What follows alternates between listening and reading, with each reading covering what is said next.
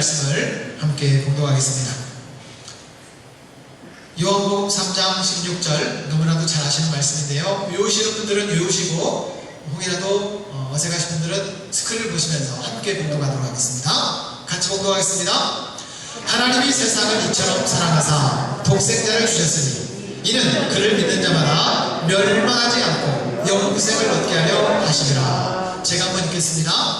하나님이 세상을 이처럼 사랑하사 독생자를 주셨으니 이는 그를 믿는 자마다 멸망하지 않고 영생을 얻게 하려 하시리라.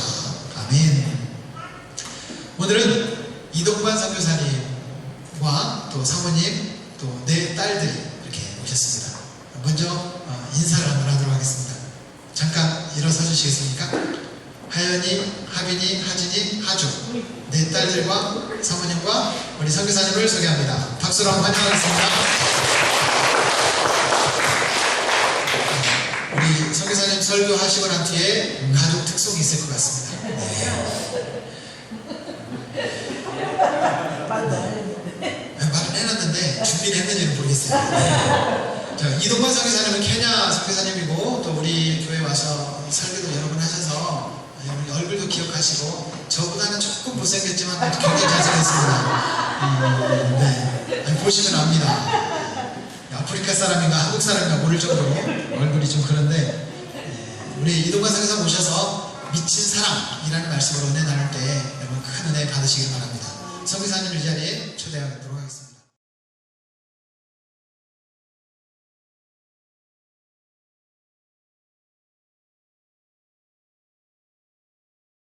하나님의 평강이 우리 익산영월학교의 모든 교우들 가정과 삶 위에, 직장과 기업 위에, 특별히 자손들 위에 함께 하시기를 바랍니다. 제가 익산영락교회 설교를 부탁받고 그때부터 지금까지 얼마나 마음이 설렜는지 모르겠어요. 선교사로 살다 보니 여러 교회에서 설교를 많이 하게 되는데 큰 교회, 많은 성도가 모이는 교회에서 설교하는 때도 있습니다. 그런데 그 어떤 교회 이상으로 익산영락교회에서 설교하는 것이 설레고 기쁘고 기다려지는 것이 왜인가 생각을 해봤어요. 그런데 제 마음에 이런 마음이 들었어요. 우리 배만수 목사님과 대화를 나누다 보면 교회는 분명히 작은데 마치 큰 교회, 큰 목회하는 것처럼 꿈도 비전도 크고 그 마음에 확신도 있고, 그래서 그 목사님의 말의 영향 때문에 익산영락교회 가는 것이 그렇게 기대가 되고 흥분이 됐나 보다 싶습니다. 될 것 같은, 코로나 와중에도 장사가 되는 곳은 되고 기업이 잘 되는 곳은 잘 되잖아요. 모두가 어렵다 하지만 되는 교회는 됩니다. 익산영락교회는 될 것 같은 느낌이 들어요. 말씀을 나누고 하나님의 사랑을 나눠도 그 나누는 자의 마음과 전적으로 공감하실 거라는 그런 기대감이 왠지 모르게 있어서 말씀을 나누는 것에 대한 기대감과 설레임이 이미 제 안에 있었습니다. 오늘 하나님께서 우리에게 주시는 말씀을 통해서 저 여러분이 새로운 도전을 받기를 바라고 우리 삶이 더 하나님 앞에 가까이 가는 은혜가 있었으면 좋겠습니다. 저희는 케냐에서 사역을 시작한 지 이제 15년 차에 접어들었습니다. 전부는 아니지만 그동안 저희가 사역해왔던 내용들을 짧게 영상에 담았는데 그 영상을 한번 보시고 케냐를 느끼시고 말씀을 이어가겠습니다.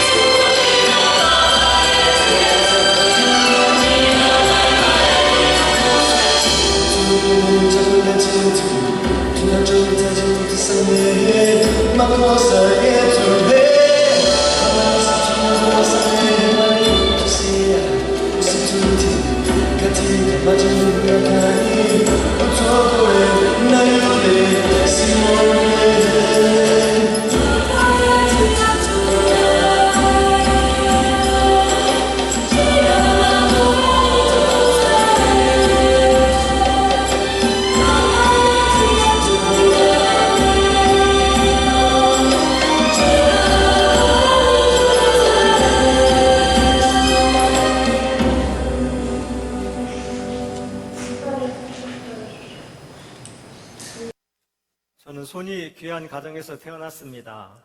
누나 셋의 막내로 태어나서 할머니, 어머니, 누나들의 사랑을 독차지하고 그렇게 인생을 살아왔습니다. 말씀드린 것처럼 저희 이씨 가문에는 손이 귀합니다. 누님 세 분이 모두 결혼을 했는데 첫째 누님 결혼해서 첫째 쌍둥이 딸을 낳고 또 딸을 낳았습니다. 둘째 누님이 결혼해서 딸 둘을 낳았습니다. 셋째 누님도 결혼을 했습니다. 딸 둘을 낳았습니다. 딸 조카가 7이 있는데 한심했습니다. 어떻게 이렇게 손이 귀한 가정에 아들을 못 낳아? 내가 반드시 아들을 낳아줄 거야. 호언장담을 하고 결혼을 하여 딸 넷을 낳았습니다. 딸 넷을 키우다 보니 그 안에 일어난 해프닝들이 많이 있죠. 저희 둘째, 셋째는 쌍둥이입니다. 한국으로 치면 고등학교 2학년, 케냐에서는 고등학교 3학년을 시작을 했습니다. 쌍둥이가 유치원 때의 일입니다. 언니가 다니는 초등학교에 놀러가서 놀이터에서 모래놀이를 하고 있었습니다. 언니가 다니는 학교는 선교사가 시작한 기독교 학교입니다. 그런데 가끔 무슬림들, 인도 사람들이 다니는 곳이어서 힌두교도 있고 무슬림도 있습니다. 놀이터에서 친구와 같이 놀이를 하고 있는데 모래놀이를 하던 인도 친구가 우리 쌍둥이에게 묻습니다. Are you Christian? 물었습니다. 그 친구들은 크리스찬이 아니었기 때문에 종교에 민감해서 그렇게 묻지 않았을까 싶습니다. 그 대답을 들은 우리 쌍둥이 중에 하나가 눈을 크게 뜨고 이렇게 답변을 합니다. No, I'm Korean. 크리스찬이란 말을 듣고 코리안이라고 그렇게 당당하게 이야기하는 딸을 보면서 무서웠습니다. 한참을 웃고 그날 밤에 크리스찬이 뭔지 단어를 설명을 해주고 크리스찬에 대한 의미까지 더불어 그렇게 설명을 해주었습니다. 한편으로는 우스웠지만 그 이면에 제 마음에는 큰 기쁨이 있었습니다. 왜냐하면 저희는 딸들을 외국에서 키우고 있기 때문에 이 아이들이 한국인으로서의 한국인 정체성을 가지고 자라길 바라서 늘 우리가 너희는 한국인이야, 한국인이야. 한국인은 한국말을 잘해야 되고 한국 문화를 알아야 되고 어른을 공경하는 걸 배워야 돼. 그리고 우리나라 한국을 사랑해야 돼. 늘 이렇게 가르쳐 왔기 때문에 이 아이들이 한국인의 정체성을 가지고 자라기를 바랬습니다. 그런데 그 어린 아이들이 정체성이 뭔지도 모를 그때에 자기가 한국인이라고 하는 것을 인식하고 있구나 하는 생각에 마음이 참 기뻤습니다. 실제로 선교사 자녀들은 자기의 정체성이 어떤 건지 혼선을 가지는 경우가 많습니다. 왜냐하면 저희 아이들만 같아도 케냐에 15년을 살았는데 한국인이지만 한국에 15년 동안 4차례 방문을 했어요. 4차례 한두 달 와서 묵고 가는 정도로 한국을 어떻게 알겠어요? 그렇기 때문에 생김새나 말이나 모든 것이 다 한국인이지만 스스로 한국인에 대한 정체성이 약할 수밖에 없는 거죠. 그렇다고 케냐에 오래 살아서 그러면 내가 케냐인이라고 생각하겠는가? 결코 그렇지 않지요. 피부 색깔도 다르고 또 언어도 다르고 삶의 배경이 다르기 때문에 결코 케냐인이라고 생각하지 않습니다. 그러면 부모를 떠나 대학을 제3세계로 간다고 합시다. 제3세계에 살아도 그곳에 남은 인생을 평생을 살아도 그곳 역시 내 피부 색깔, 내 문화 다 다른 세계에서 살기 때문에 내가 그 나라 백성이라고 생각을 하지 않습니다. 어디에 살아도 내가 이 땅의 사람이라고 이 나라 사람이라고 생각하기 힘든 정체성을 가지고 사는 것이 선교사 자녀들의 모습이죠. 어떤 정체성을 가지고 인생을 사느냐, 이것은 대단히 중요합니다.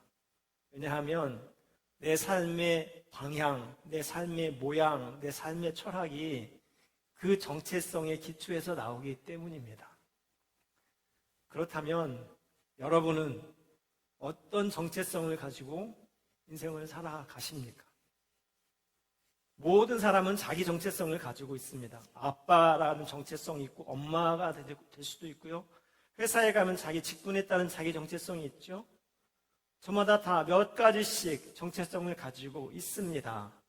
그런데 그 많은 정체성 중에 여러분이 첫 번째로 우선시하는 정체성, 여러분의 그 정체성은 무엇입니까? 오늘 우리는 흔하게 읽는, 흔하게 듣는 하나님의 말씀 속에서 우리가 가져야 될 첫 번째 정체성이 무엇인지 나누고 싶습니다. 성경은 우리의 정체성을 이렇게 말합니다.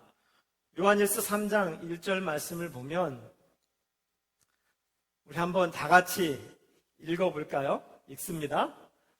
보라, 아버지께서 어떠한 사랑을 우리에게 베푸사 하나님의 자녀라 일컬음을 받게 하셨는가.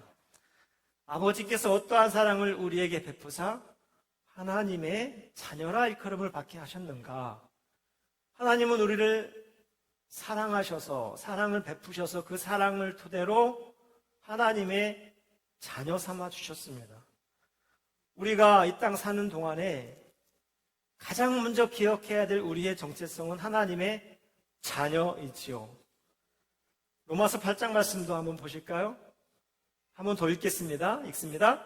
성령이 친히 우리의 영과 더불어 우리가 하나님의 자녀인 것을 증언하시느니 성령도 우리가 하나님의 자녀라고 그렇게 증언하신다 성경이 말씀합니다. 저와 여러분이 이 땅을 사는 동안 가장 우선순위로 염두에 둘 것은 우리의 정체성이 하나님의 자녀라는 거죠. 우리를 자녀 삼으신 그 하나님의 사랑, 그 사랑은 어떤 사랑일까요? 이사야 49장 15절 말씀은 이렇게 이야기합니다. 여인이 어찌 그 젖먹는 자식을 잊겠으며 자기 태연에서 아들 국률이 여기지 않겠느냐. 그들은 혹시 잊을지라도 나는 너희를 잊지 아니할 것이라. 이 세상에서 볼 수 있는 사랑, 가장 큰 사랑, 어떤 사랑이 있을까요? 엄마의 사랑 아닐까요? 자식을 향한 엄마의 사랑. 그 이상의 사랑이 이 세상에 어디에 있을까요? 그런데 우리 하나님 그렇게 말씀하십니다. 행여 그 엄마가 너희를 잊을지라도 나는 너희를 잊지 아니하겠노라고 우리 하나님이 그렇게 우리를 자녀 삼으시고 그 사랑으로 우리를 인도하십니다. 그 하나님의 사랑의 절정, 이 절정이 요한복음 3장 16절에 있지요. 요한복음 3장 16절 우리 다시 한번 다 같이 크게 한번 외워볼까요?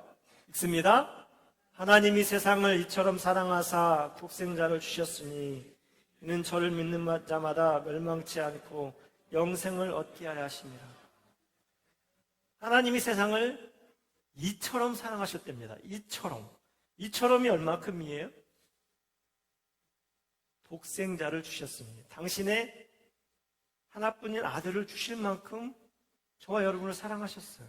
근데 우리는 이 요한복음 3장 16절을 어려서부터 너무 많이 들어서 너무 익숙해서 이것이 얼마나 큰 감격인지 느끼지 못하고 사는 경향이 있습니다.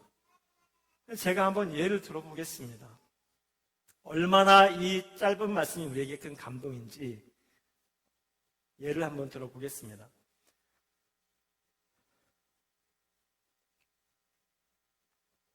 저에게 50년 지기 중마고우가 있습니다. 중마고우와 함께 어려서부터 소꿉놀이, 모래놀이를 하면서 그렇게 같이 자랐는데 자라면서 서로 우정과 사랑을 키워서 정말 내가 이 친구라면 내 인생 전부를 들여서라도 이 친구를 위해서 헌신할 수 있고 이 친구를 응원할 수 있는 그런 우정을 가지고 자랐습니다. 그리고 서로 사랑을 약속하고 언제 어떤 위기에 있어도 서로의 편이 되어주고 도와줄 것을 그렇게 약속하며 50여 년을 함께 지내왔습니다. 50살이 되던 어느 해에 친구가 저에게 연락을 해서 만나자 합니다. 만났는데 친구가 이렇게 저에게 이야기합니다. 야 친구야, 내가 지금 병원을 다녀오는 길인데 의사가 나에게 이야기하기를 내 심장을 한 달 내에 이식해야 된단다. 내 심장을 한 달 내에 이식하지 않으면 내가 죽는다는데 자네의 심장을 나에게 떼줄 수 있겠나? 이렇게 물었어요. 자네는 나와 50년 동안 정말 목숨이라도 줄 수 있을 만큼 그렇게 사랑해왔잖아. 자네의 심장을 나에게 떼줄 수 있겠나? 이렇게 물었어요. 여러분, 제가 그 질문을 들으면 뭐라고 답할 것 같아요? 모르긴 몰라도 기도해보자. 정말 안 됐다. 마음이 아프다. 이렇게 답할 것 같아요. 그리고 기도할 거예요.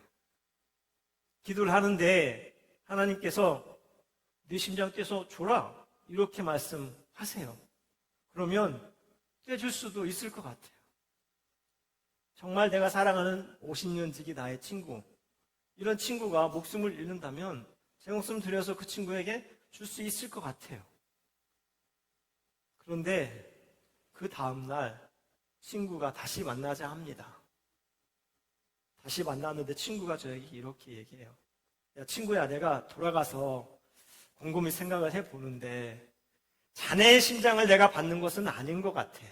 자네는 자식이 넷이나 있고 여우 같은 마누라도 있고 케냐에 가면 자네를 의지하는 그 많은 케냐 사람들이 있는데 자네가 죽으면 그 사람들 다 어떻게? 그러니 자네 말고 자네의 큰딸의 심장을 나에게 주면 어떻겠나? 이렇게 물었어요. 하나님께서 자네에게 딸을 넷이나 준 것이 이때를 위함인 줄 누가 알겠어? 큰 딸의 심장을 나에게 주지 않을래? 이렇게 물었습니다. 여러분, 제가 어떻게 대답할 것 같아요? 기도해 볼게. 이럴 것 같아요? 그러지 않을 것 같아요. 제가 이 친구의 멱살을 잡을 것 같아요. 네가 친구냐? 내가 지난 50년 동안 너를 위해서 정말 내 인생 전부라도 들여서 무엇이든 할 수 있다고 생각을 해왔는데 어떻게 네가 내 딸의 심장을 달라고 그렇게 뻔뻔하게 얘기할 수 있느냐고. 우리 친구 의절하자고 등 돌리고 돌아설 것 같습니다. 여러분, 제가 미치지 않고서야 제 딸의 심장을 떼서 남에게 줄 수 있겠습니까? 딸이 넷이 아니라 40명이 있다 한들 어떻게 자기 자식의 심장을 떼서 남에게 줄 수 있겠습니까? 미치지 않고서야 할 수 없는 일인 거죠. 그 미치지 않고서야 할 수 없는 그 일을 우리 하나님이 하셨습니다. 우리 하나님은 저와 여러분을 너무 사랑하셔서 미치셨어요. 당신의 하나뿐인 그 아들을 눈 하나 깜짝하지 않으시고 저와 여러분을 사랑하셔서 저와 여러분을 살리시기 위해서 십자가에 못 박으셨어요. 우리는 그 하나님의 미친 사랑을 받고 이 땅을 살아가는 하나님의 자녀들입니다. 하나님의 그 큰 사랑이 우리 삶의 파운데이션입니다. 우리는 그 사랑의 토대 위에 인생을 살아가고 있습니다. 그 사랑의 토대 위에 살아가고 있기 때문에 행복한 일, 즐거운 일, 감사한 일이 있으면 하나님께 감사의 고백을 드리잖아요. 주님, 이런 은혜, 이런 기쁨 저에게 주셔서 감사합니다. 하나님의 사랑이 우리 삶의 토대이기 때문이에요. 세상 사람들은 그 토대 위에 살지 않습니다. 자신들이 생각한 자신들의 인생 토대가 있죠. 그렇기 때문에 즐거운 일, 행복한 일, 감사한 일 있을 때 하나님 감사합니다 이런 고백이 없지 않습니까? 우리는 그 하나님의 사랑의 토대 위에 살아갑니다. 그렇기 때문에 감사의 고백이 나올 뿐만 아니라 힘들고 어렵고 외로울 때, 남들에게 외면당한다 생각할 때, 그때에도 하나님의 위로를 받는 것 아니겠어요? 실패하여 낙심할 때 하나님께서 격려해 주시는 그 격려가 느껴지지 않을까요? 하나님의 사랑이라고 하는 그 토대 위에 인생을 살기 때문입니다. 어려운 이 환경 중에도, 코로나 와중에도 우리에게는 소망이 있습니다. 왜냐하면 하나님의 사랑이 우리 삶의 토대이기 때문이지요. 하나님으로부터 그렇게 감사한 일들을 늘 경험하고 위로와 격려를 받으며 소망을 가지고 이 땅을 사는 하나님의 자녀로서 이 땅을 살아갈 때 우리는 어떤 마음, 어떤 자세로 살아가야 할까요? 받은 바 은혜가 그렇게 크다면, 정말 하나님의 그 미친 사랑이 느껴진다면 이 땅에 사는 동안에 조금이라도 그 사랑과 은혜에 보답하는 마음 가지고 살아야 되지 않을까요? 우리 하나님도 우리 각자에게 이것을 원하십니다. 우리가 살아가는 삶의 현장에서 하나님께서 기뻐하실 일로 우리가 헌신하고 열심을 내서 하나님께서 베푸신 그 미친 사랑에 조금이라도 응답하며 사는 삶, 이것을 기대하시고 기다리시고 계신 거죠. 우리 모두에게 각자 그 응답할 수 있는 삶의 장을 주셨습니다. 그 장이 저는 케냐인 거죠. 이 케냐는 저희 부부가, 저희 가족이 인생을 통해서 하나님께서 우리에게 베푸신 사랑에 응답하는 장입니다. 그 장을 여러분에게 한번 소개를 하겠습니다. 저희는 케냐에 가서 2년 동안 적응을 하고 언어 훈련을 하고 첫 개척지로 춘분이라고 하는 지역에 개척을 해서 교회를 개척하고 유치원, 초등학교 사역을 그렇게 6년을 했습니다. 6년을 하던 차에 더 오지 낙후한 곳에 개척하고 싶은 소망이 생겨서 첫 번째 사역지를 현재 목회자가 목회하게 하고 두 번째 사역지에 목회를 시작을 했습니다. 그곳 이름은 소소마입니다.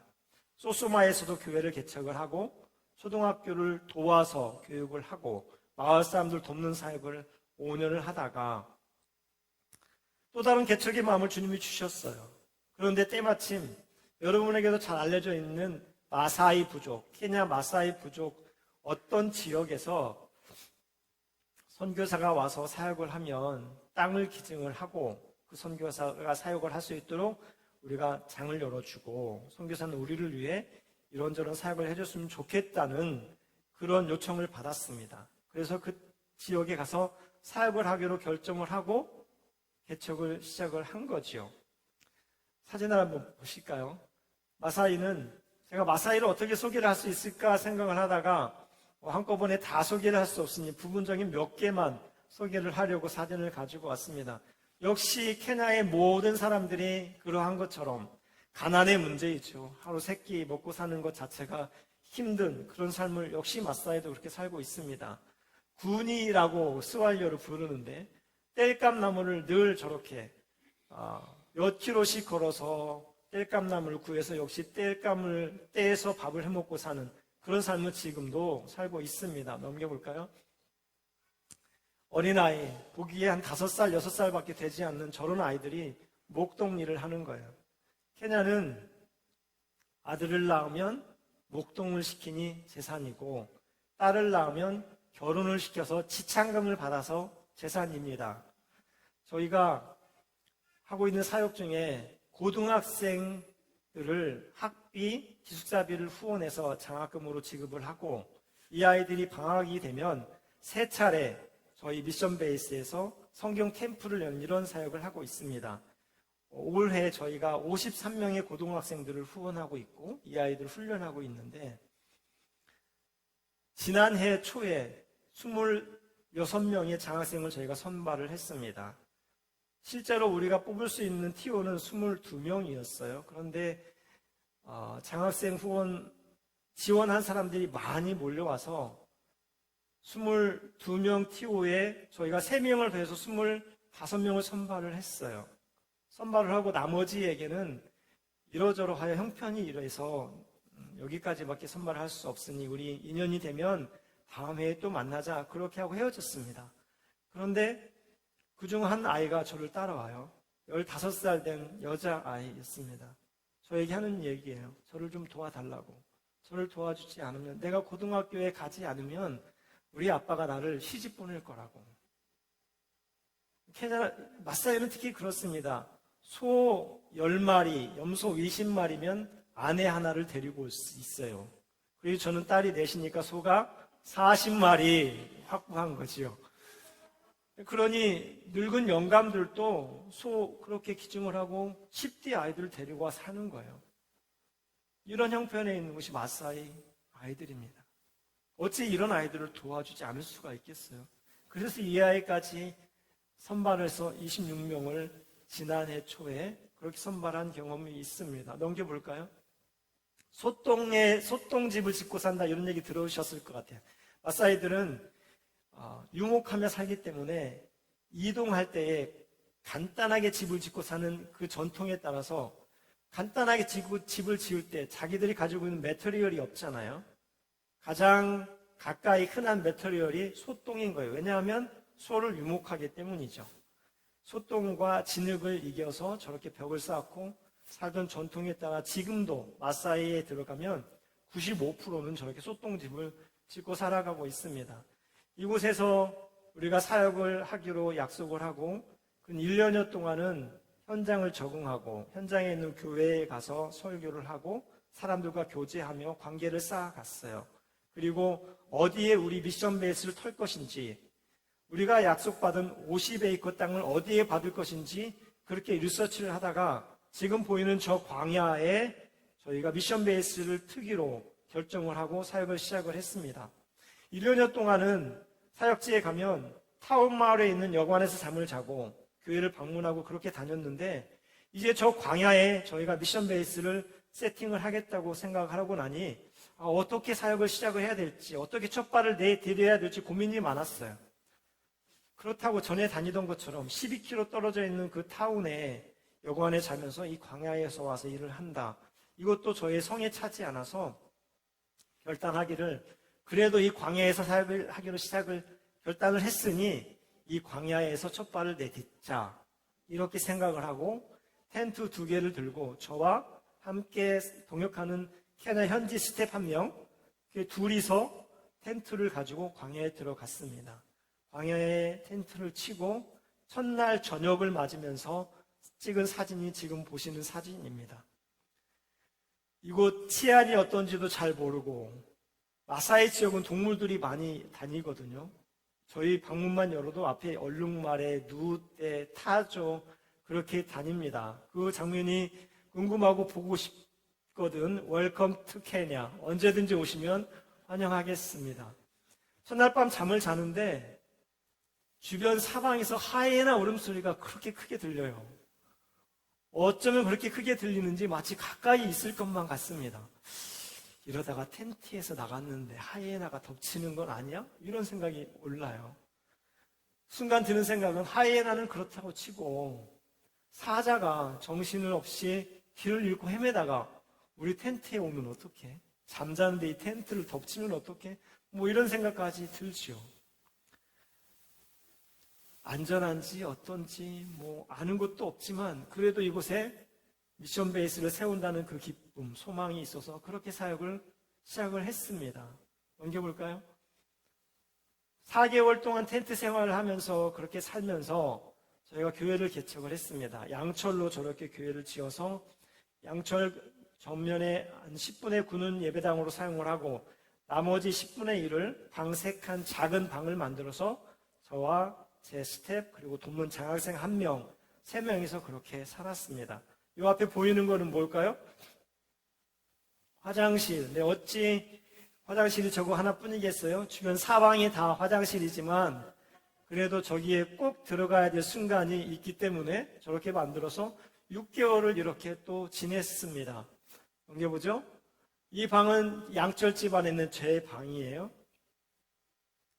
이제 텐트에서 양철집으로 업그레이드 된 거예요. 삶이 업그레이드 됐지만 양철집에 살다 보니 구멍이 있어요. 구멍들로 쥐가 다닙니다. 어제 토요일에 청소하러 봉사 오신 우리 성도님들 익산영락교회에서도 쥐 2마리를 잡았다고 제가 들었습니다. 저는 아프리카에만 쥐가 있는 줄 알았더니 한국의 이 시내에도 쥐가 있다는 사실을 듣고 아주 놀랐습니다. 쥐가 그렇게 다니면 쥐벼룩이 생겨요. 제가 없는 때는 어떻게 했어요? 쥐가 뭐 침대 밑에만 있겠어요? 침대 위에 아래 여기저기 다 다니겠죠. 그러니 쥐벼룩이 생기는 거예요. 벼룩에 물리면 열흘이 가렵습니다. 그것도 하루에 2번 규칙적으로 가렵습니다. 피부가 안 좋은 사람은 평생 흉이 남습니다. 모기에 물리면 3일 가렵습니다. 벼룩에 그렇게 물리면 벼룩이 꽉 물어도 이렇게 그 속옷 라인 위로 물어요. 새벽 2시, 3시면 꼭 가려워서 잠에 깼죠. 한참을 긁으며 생각을 합니다. 나는 왜 내 나라 대한민국을 놔두고 이곳까지 와서 이렇게 살면서 벼룩 물려 이렇게 고생하고 있나 이런 생각이 들지요. 그럼에도 불구하고 하나님께서 우리에게 맡겨주신 하나님의 사랑에 보답하는, 응답하는 삶의 장이라고 여기기 때문에 기꺼이 감당하고 그렇게 살아갑니다. 넘겨볼까요? 이 모습은 저희가 개척하고 몇 개월이 지나서 첫 성탄절을 맞았는데 아이들 한 100여 명, 또 동네 마마들 20여 명, 또 아저씨들 서너 명 모여서 같이 예배하던 성탄절 예배 장면이고요. 넘겨보죠. 그 후에 저희가 예배당을 건축을 해서 이곳에서 지금 예배를 드리고 있습니다. 넘겨보죠. 예배 드리는 장면이고요. 예배 마친 장면입니다. 이렇게 저희는 지금 마사이에서 3년째 사역을 하고 있습니다. 익산영락교회와 같이 저희 마사이 사역지 교회도 역시 이제 뿌리를 내리고 있는 과정입니다. 저에게는 하나님께서 그 사랑에 응답할, 사랑에 조금이라도 보답할 장으로 케냐를 주셨는데 여러분에게는 어떤 장을 주셨습니까? 여러분이 하나님 앞에 하나님의 그 미친 사랑에 응답하고 보답할 수 있는 여러분 삶의 장이 어디입니까? 생각나는 여러 곳이 있겠지요. 저는 오늘 여러분에게 한 곳을 도전하고 싶습니다. 바로 여러분이 지금 예배하고 있는 이 익산 용락교회, 이 교회가 여러분이 하나님의 그 미친 사랑에 보답하고 응답할 수 있는 장입니다. 우리 모두가 다 영락교회 교인 아니겠어요? 하나님께서 우리를 영락교회 교인으로 불러서 이렇게 세우신 이유가 무엇일까요? 이곳에서 영락교회 교인으로 헌신하고 열심을 내서 교회가 건강하게 자라고 이 땅에 빛이 되게 하는 것, 이를 위해서 여러분, 하나님께서 여러분 각 한 사람 한 사람을 이곳에 부르셨습니다. 제가 토요일에만 영락교회를 2번 방문했습니다. 어제는 지나가기만 했지만 이전에 와서 식당에서 봉사하시는 우리 권사님, 집사님들도 보고 밥도 얻어먹고 그러고 갔는데, 토요일 오셔서 그렇게 봉사하시는 분들, 냉장고 뒤져서 쥐 잡는 분들 너무 귀한 거예요. 자기 시간도 없고 직장 때문에 피곤해서 쉬고 싶지만 그렇게 나와서 몸으로 헌신하는 그 믿음의 교우들이 있기에 익산 영락교회가 희망이 있는 것 아닐까요? 주인의식을 가지고 있는 교우들, 이 교우들이 헌신할 때, 그때만 익산 영락교회는 희망이 있습니다. 교회는 이렇게 주인의식을 가지고 땀 흘려 헌신하는 교우들의 땀과 희생을 먹고 자랍니다. 우리 배만수 목사님은 저에겐 형님이죠. 학부 선배님이시고 대학원 선배님이세요. 학부 다니면서도 많은 선배님들이 있지만 그 중에 각별히 친하고 그래서 제가 존경하고 따라다니던 형님이세요. 그런데 목사님과 이야기를 나누면 늘 도전이 돼요. 선교사인 저도 이곳에 와서 목회하는 현장 얘기를 들으면 저렇게 열심히 정말 최선을 다해서 사역하고 있구나, 이런 도전이 돼서 나도 돌아가면 더 열심히 해야지, 이런 마음이 드는 정말 존경하는 형님이세요. 그런데 목사님이 그렇게 열심히 능력 있게 목회를 한다 해도 목사님 혼자만은 이 교회를 부흥시킬 수 없고, 목사님 혼자의 열심 가지고는 이 교회가 건강하게 자랄 수 없습니다. 아무리 애써 발버둥 쳐도 불가능입니다. 그 목사님만큼 애정을 가지고 교회에 헌신하는 교인들이 있을 때 그 교회는 건강하게 자랄 수 있는 거죠. 왜냐하면 교회는 그 교우들의 땀과 희생을 먹고 자라기 때문입니다. 그러면 나도 힘든데 왜 헌신을 강요하시나요? 교회 한번 가서 위로 얻고 내 삶 살아가기도 급급한데 왜 나에게 헌신을 강요하시나요? 이렇게 말할 수도 있을 거예요. 그런데 그것은 제가 강요하는 게 아니에요. 하나님께서 말씀하시는 거예요. 저도 그렇습니다. 제가 굳이 저의 텐트 생활, 양철집 생활, 벼룩 물리는 이야기를 하는 이유가 있죠. 저도 나름 그곳에서 고생하며 살아요. 마사이들을 보면 그런 마음이 들어요. 내가 이렇게 열심히 헌신하는데 저들이 정말 내 고생을 알까? 모르는 것 같아요. 50에이커 땅을 기증 받기로 약속을 하고 그것에 사역을 시작을 했습니다. 예배당을 건축하는데 루머가 돌아요. 저 선교사가 저 땅을 돈 주고 샀대. 지금 저희 이 모를로라고 하는 이 땅은 익산 시만한 땅이에요. 그 땅이 모두 다 마사이 공동체 땅입니다. 주인이 없어요. 그런데 요즘은 케냐가 부동산 개념이 많이 바뀌어서 그 공동체 땅, 마사이 부족들도 다 저마다 모두 개인에게 땅을 분할을 해요. 한 사람당, 성인 한 사람당 30에이커씩 그렇게 분할을 하는 과정이에요. 아직까지 분할을 끝내지 않았기 때문에 선교사가 와서 이곳에서 사역을 하겠다고 이야기하면 그 땅을 떼어서 줄 수 있는 거예요. 그런 상황인데 분할하는 과정에 알력이 있습니다. 열심히 성실하게 분할하는데 열심을 내는 이 그룹에 반대하는 일종의 이 지역의 가장 높은 위치에 있는 그 한 사람이 한 20% 사람을 선동해서 자기 그룹을 만들어서 방해를 하는 거죠. 이 땅은 돈 주고 사면 안 되는 땅이거든요. 그런데 이 땅을 열심히 나누고 있는 이 리더십을 방해하는 이 그룹에서 루머를 만들어서 선교사가 저 땅을 돈 주고 샀댄다, 이런 루머를 만들어요. 50에이커가 아니고 600에이커를 받았대. 그래서 저 큰 대로변에서 산 너머까지 선교사 땅이래, 이런 루머가 돌아요. 어느 날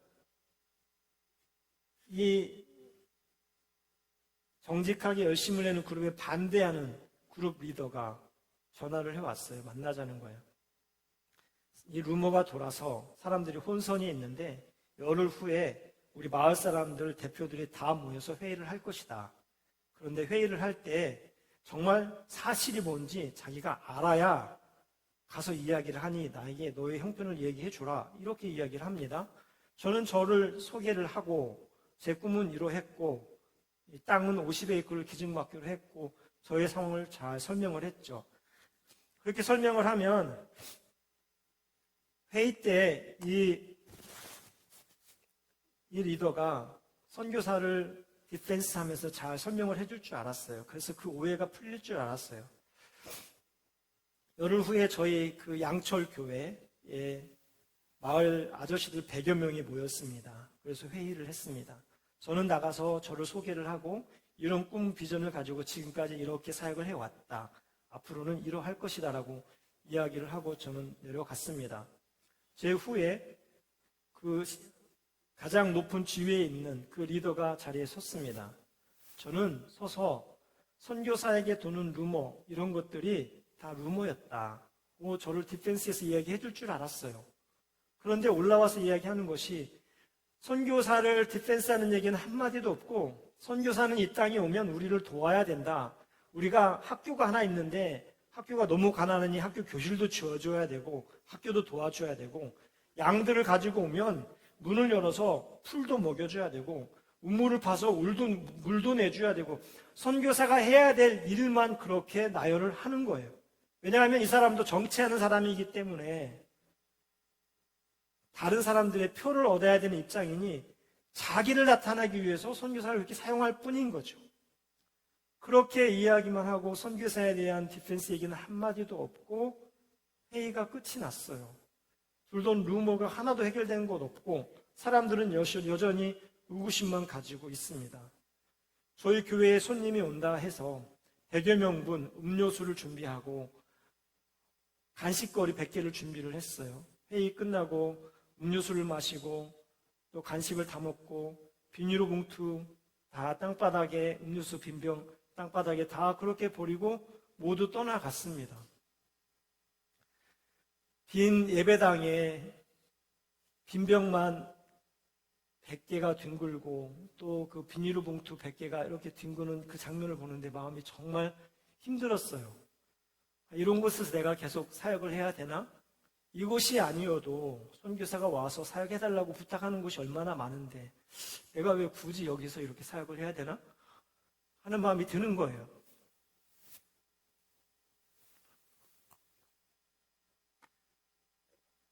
밤새 마음이 아파서 잠을 제대로 자지 못했습니다. 잠을 설치고 새벽 일찍 일어나서 기도했습니다. 주님, 제 마음이 너무 힘들어요. 너무 힘든데 오늘 하루 사는 동안에 제가 위로가 될 수 있는 동기 하나만 저에게 보여주세요. 이렇게 기도했어요. 왜냐하면 사역을 하다 보면 정말 삶이 어렵지만 이런 것 때문에 내가 사역하는 거지, 이런 위로가 되는 장면들이 있습니다. 어떤 때는 말 한마디 때문에 그런 위로가 되는 경우도 있고, 예를 들면 이런 거죠. 멜린다라고 하는 초등학교 3학년 아이의 남자아이가 있습니다. 이 아이는 허름해요. 마사이들 다 그렇잖아요. 맨발에 지저분한 옷 입고 그렇게 다니는데 제가 토요일 날 성경 공부를 해요. 그 예배당, 양철 예배당에 의자가 50개가 있는데 먼지가 일주일 내내 수북이 쌓입니다. 그런데 이 아이가 시키지도 않았는데 어느 날 보니 헝겊을 가지고 와서 그 의자를 닦고 있는 거예요. 그런 장면을 보면 참 감동이죠. 저런 아이들 때문에 내가 이곳에서 사역하는 거지, 사역의 보람이 있는 거지, 이런 생각이 들어요. 그런 장면을 기대하는 거예요. 그런 장면을 오늘 한번 보여주십사 하는 그 마음에 제가 주님 앞에 그렇게 기도를 드린 거죠. 제 마음에 너무 힘이 들어요. 저희가 위로가 될 수 있는 동기 하나만 오늘 저에게 보여주세요. 이렇게 기도를 하는데 하나님께서 그 기도가 끝남과 동시에 저에게 이렇게 말씀하세요. 내가 동기다. 내가 동기다. 너를 위해 하나뿐인 내 아들을 십자가에 못 박은 내가 동기다. 하나님이 그렇게 말씀하세요. 여러분, 주님이 동기세요. 우리가 힘들고 삶이 어렵고 경제적으로 정말 버거워도 그럼에도 불구하고 주님 앞에 헌신하고 열심을 내야 되는 것은 우리 하나님이 동기 되시기 때문이에요. 그분이 먼저 저와 여러분을 위해 하나뿐인 그 아들을 주셨잖아요. 우리를 그렇게 사랑하셔서 그 사랑의 토대 위에 우리를 살도록 인도하셨잖아요. 그 사랑의 토대 위에 우리가 살아가면서 어떻게 힘들다 주님 앞에 불평할 수 있으며 더 못하겠다고 주님 앞에 투정 부릴 수 있겠어요?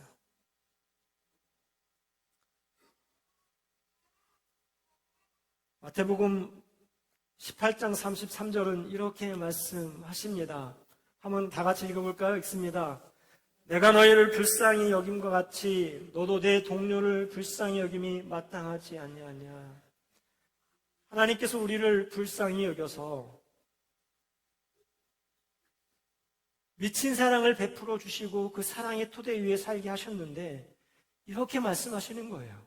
내가 너희를 불쌍히 여긴 것 같이 너희도 내 동료를 불쌍히 여기는 것이 마땅하지 않냐. 당연한 일 아니냐.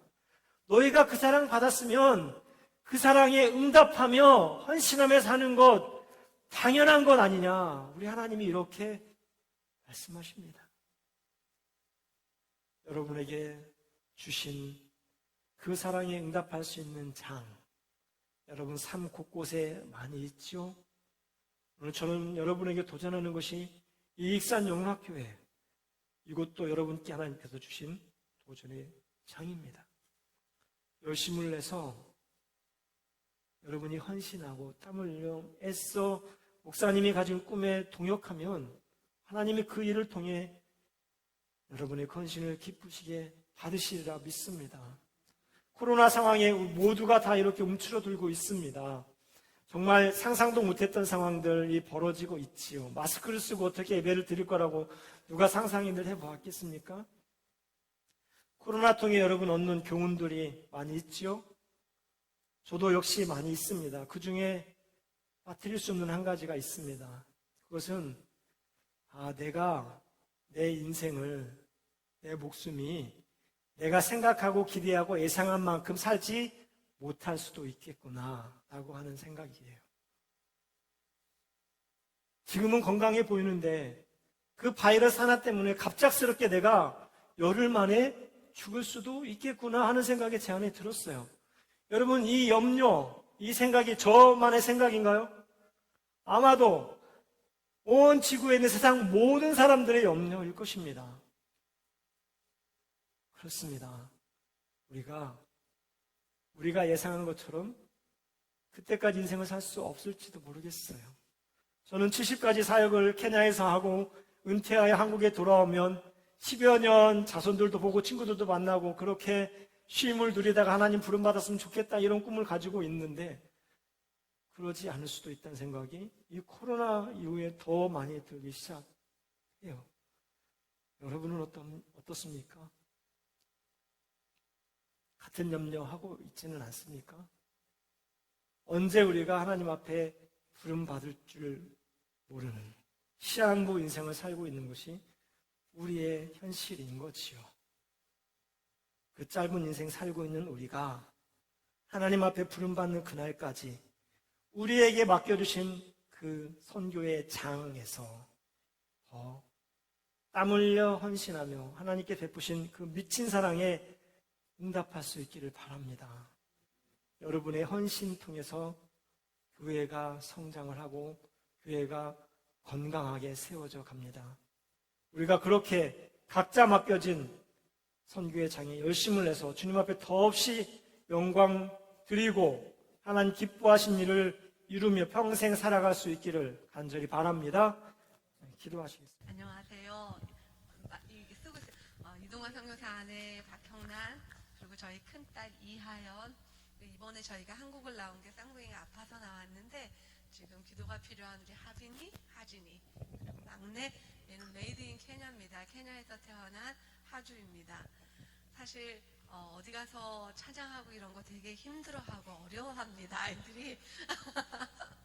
그래서 지금도 저를 막 찌르고 있습니다. 엄마 못하겠습니다. 들어가게 해주십시오. 그러고 있습니다. 오늘 보니까 거기 찬양에 예수 사랑하심을 가사가 있더라고요. 저희 가족이 가장 좋아하는 찬양 중에 하나거든요. 그거 보고 저희가 함께 그 찬양을 하도록 하겠습니다. 예수 사랑하심.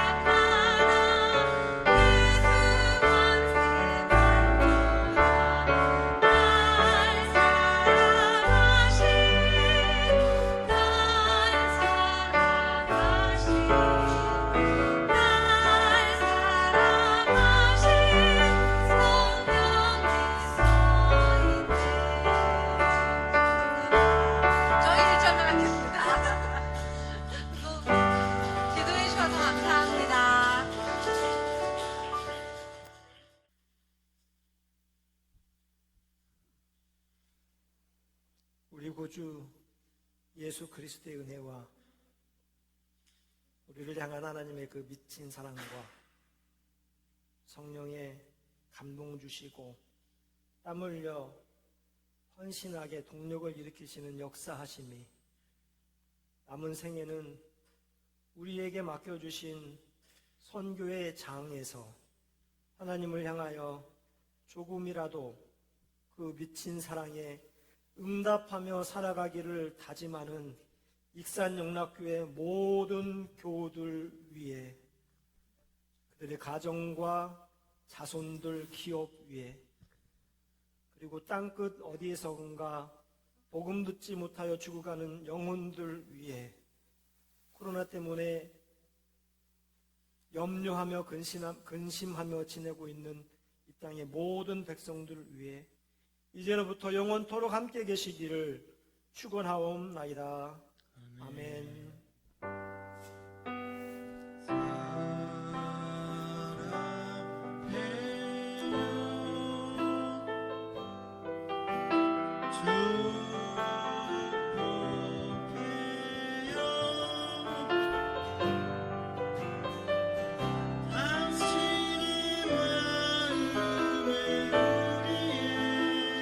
다 같이 일어나셔서 함께 찬양하기를 원합니다.